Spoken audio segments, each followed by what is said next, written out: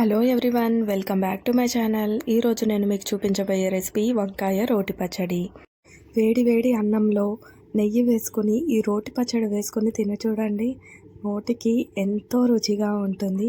ఒక్కసారి నేను చెప్పే ఈ విధంగా మీరు రోటి పచ్చడిని ట్రై చేశారంటే మళ్ళీ మళ్ళీ ఇదే చేసుకోవాలి అని అనుకుంటారు. సో వీడియోని స్కిప్ చేయకుండా లాస్ట్ వరకు కూడా చూసేసేయండి. ఫస్ట్ ఒక ప్యాన్ పెట్టుకొని దాంట్లోకి 3 టేబుల్ స్పూన్ల వరకు ధనియాలని ఇలా డ్రై రోస్ట్ చేసుకొని పక్కకి పెట్టుకోవాలి. స్టవ్ స్లో ఫ్లేమ్లో పెట్టుకొని ఇలా డ్రై రోస్ట్ చేసుకోండి.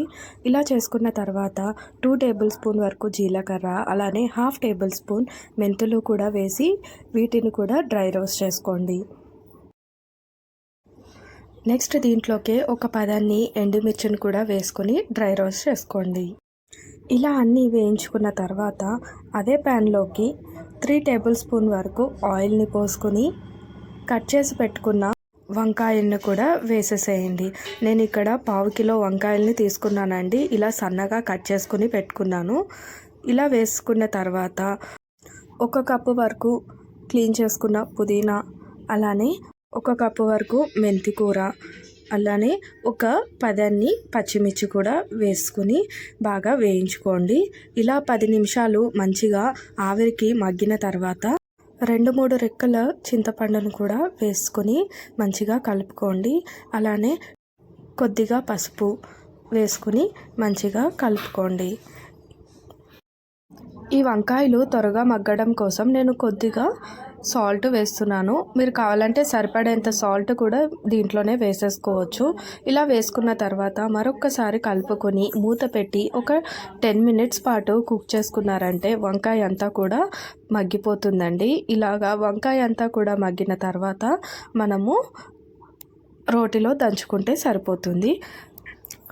మనం డ్రై రోస్ట్ చేసి పెట్టుకున్న జీలకర్ర, మెంతులు, అలానే ధనియాలు కూడా మెత్తని పౌడర్లా అయ్యేంత వరకు ఇలా రోట్లో వేసుకుని దంచుకోవాలి.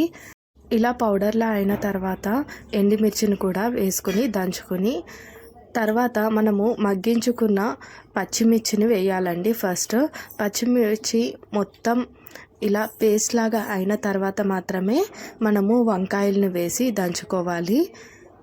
ఈ వంకాయల్ని కొద్దిగా కచ్చాపచ్చాగా ఉన్నప్పుడే తీసుకుంటే సరిపోతుందండి. మరీ పేస్ట్ లాగా అవ్వాల్సిన అవసరం లేదు.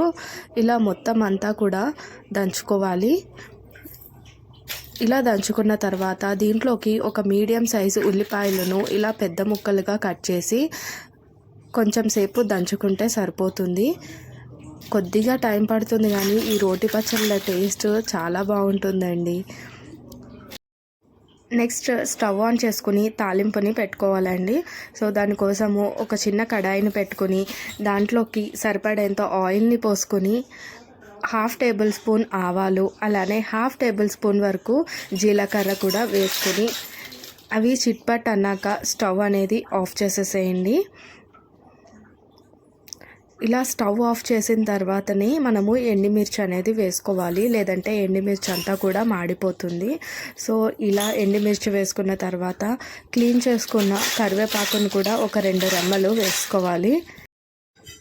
తాలింపు కొద్దిగా చల్లగా అయిన తర్వాత మనం దంచుకున్న రోటి పచ్చడిలోకి ఈ తాలింపునంతా కూడా వేసుకుని ఒక్కసారి మంచిగా కలుపుకోవాలి. అంతే, వంకాయ రోటి పచ్చడి రెడీ అయిపోయింది. సో మీరు కూడా ఈ రోటి పచ్చడిని ట్రై చేసి ఎలా వచ్చిందో నాకు కామెంట్ సెక్షన్లో కామెంట్ చేసి చెప్పండి. మీకు కనుక మా వీడియో నచ్చినట్లయితే లైక్ చేయండి, అలానే షేర్ చేయండి. ఇలాంటి మరెన్నో రెసిపీస్ కోసం మా ఛానల్ని సబ్స్క్రైబ్ చేసుకోవడం మాత్రం మర్చిపోకండి. అలానే పక్కనున్న బెల్ ఐకాన్ని కూడా క్లిక్ చేసేసేయండి. మేము పెట్టే ప్రతి వీడియో కూడా మీకు నోటిఫికేషన్ వస్తుంది. Thank you for watching. See you in the next video. Bye.